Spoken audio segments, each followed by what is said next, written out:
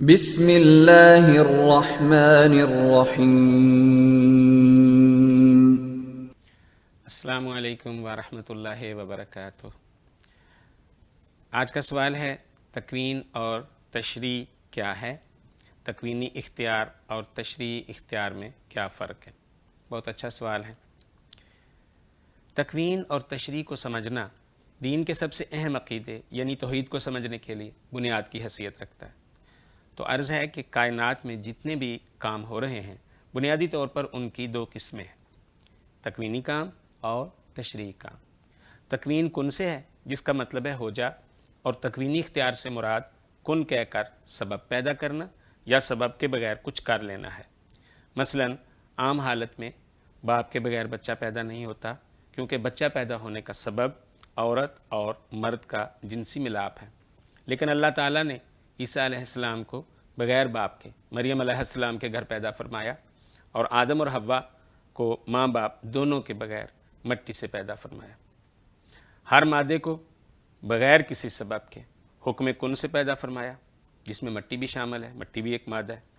موسیٰ علیہ السلام کے لیے عصا سے سانپ بنایا، وغیرہ وغیرہ۔ واضح ہے کہ اللہ تعالیٰ نے اپنی مخلوق کے لیے بہت سے اسباب پیدا فرمائے ہیں، لیکن جو کسی بھی سبب کی تاثیر اس نے رکھی ہے، مخلوق اس سبب کی اس تاثیر کو بدل نہیں سکتی، اور اس سبب سے صرف وہی کام کر سکتی ہے جس کا اللہ تعالیٰ نے اسے سبب بنایا ہے۔ مثلا آگ جلانے کا سبب ہے، تو مخلوق اس کی اس تاثیر کو بدل نہیں سکتی، مگر خود اللہ جب چاہے تو ابراہیم علیہ السلام پر آگ کو ٹھنڈا باغ بنا دے۔ کوئی بھی مٹی سے آدم نہیں بنا سکتا، اس لیے کہ بے جان مادے سے کوئی مخلوق بھی جاندار پیدا نہیں کر سکتی۔ اسی لیے وہ فرماتا ہے کہ اللہ ہی مردہ سے زندہ پیدا فرماتا ہے۔ اللہ تعالیٰ سورہ مبارکہ یاسین کی آیت نمبر 82 میں ارشاد فرماتا ہے، جس کا مفہوم ہے کہ یقیناً یہی ہے کہ جب وہ یعنی اللہ کسی کام کے کرنے کا ارادہ فرماتا ہے تو اس کام کے لیے اتنا ہی کہتا ہے کہ ہو جا، بس وہ کام ہو جاتا ہے۔ اسی اختیار کو تکوینی اختیار کہتے ہیں۔ یہ اختیار اللہ تعالیٰ نے کسی کو عطا نہیں فرمایا۔ تکوینی کاموں کی مثالیں ہیں زندہ کرنا، کسی مخلوق کا پیدا کرنا، رزق دینا، موت دینا، سورج کو مشرق سے لانا۔ اللہ کے سوا کسی کے پاس کسی طرح بھی تکوینی کام کا کسی بھی حد تک کچھ بھی اختیار قرار دینا شرک ہے۔ سورہ کہف کی آیت نمبر 26 میں اللہ فرماتا ہے کہ لا یشرک فی حکمہ احدا۔ اللہ یہ اپنے تکوینی حکم میں کسی ایک کو بھی شریک نہیں فرماتا۔ اور تشریح شرع سے ہے، جس کا مطلب قانون ہے، اور تشریعی اختیار سے مراد وہ اختیار ہے جو اللہ نے اپنی مخلوق کو اپنے قانون پر عمل کی خاطر اپنی مشیت کے تابع رکھتے ہوئے دیا ہے، تاکہ مخلوق کی اللہ کے قانون کے معاملے میں آزمائش ہو سکے۔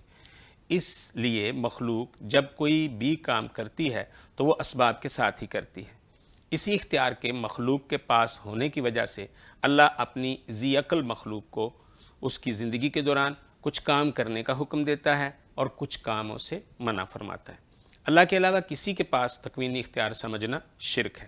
اللہ تعالیٰ جو احکام دیتا ہے ان احکام کی بھی دو قسمیں ہیں، نمبر 1 تکوینی احکام اور نمبر 2 تشریعی احکام۔ اس کی مثال ہمیں ساتھ ساتھ قرآن کریم میں سورہ اعراف کے 20ویں رکوع میں ملتی ہے کہ اللہ نے یہودیوں کو حکم دیا کہ ہفتے کے دن مچھلیاں نہیں پکڑنی۔ یہ ایک تشریعی حکم تھا، اس لیے یہودیوں کو اس کی خلاف ورزی کا اختیار تھا، پس انہوں نے اس حکم کی نافرمانی کرتے ہوئے ہفتے کے دن مچھلیاں پکڑیں۔ تو پھر اللہ رب العالمین نے تکوینی طور پر فرمایا کونوا قردۃ خاسئین، دتکارے ہوئے بندر بن جاؤ، تو وہ فوراً بندر بن گئے، کیونکہ تکوینی حکم کی خلاف ورزی کا مخلوق کو اختیار نہیں ہوتا۔ واضح ہو کہ کسی میں تکوینی اختیار سمجھتے ہوئے اس سے دعا کرنا، اس سے محبت کرنا، اس کی تعظیم کرنا، اس کی حمد کرنا، اس کے لیے قربانی کرنا، اس کی رضا چاہنا یا اس سے مدد مانگنا عبادت کہلاتا ہے۔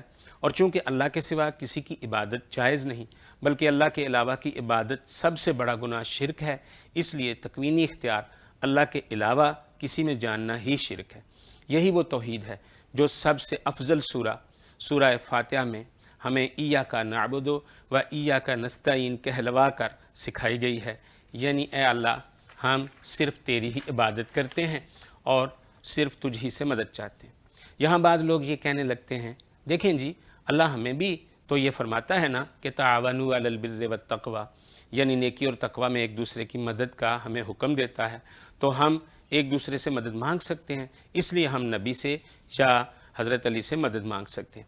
لیکن یہ یقیناً نمرودی مغالطہ ہے، جیسا کہ اوپر وضاحت ہو چکی ہے کہ اللہ نے تکوینی اختیار کسی کو اس کی زندگی میں بھی نہیں دیا، تو ظاہر ہے کہ تکوینی کاموں میں ہم اللہ کے علاوہ کسی سے مدد نہیں مانگ سکتے۔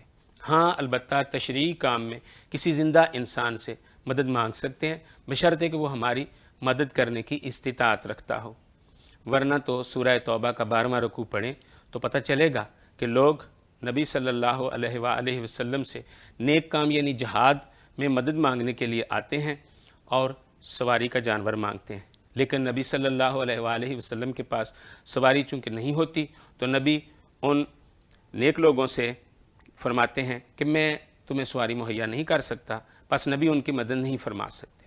پس ہم کسی انسان سے یہ تو کہہ سکتے ہیں مثلا میرے ساتھ میرے کھیت میں بیج بونے میں میری مدد کرو، لیکن کسی انسان سے ہم یہ نہیں کہہ سکتے کہ میرا فصل اچھا اگا دو اور اس فصل پر پھل زیادہ لگا دو، کیونکہ بیج بونا ایک تشریعی کام ہے، جبکہ اگانا اور اس پر پھل لگانا ایک تکوینی کام ہے، جس میں اللہ کے علاوہ مدد مانگنا جائز نہیں ہے۔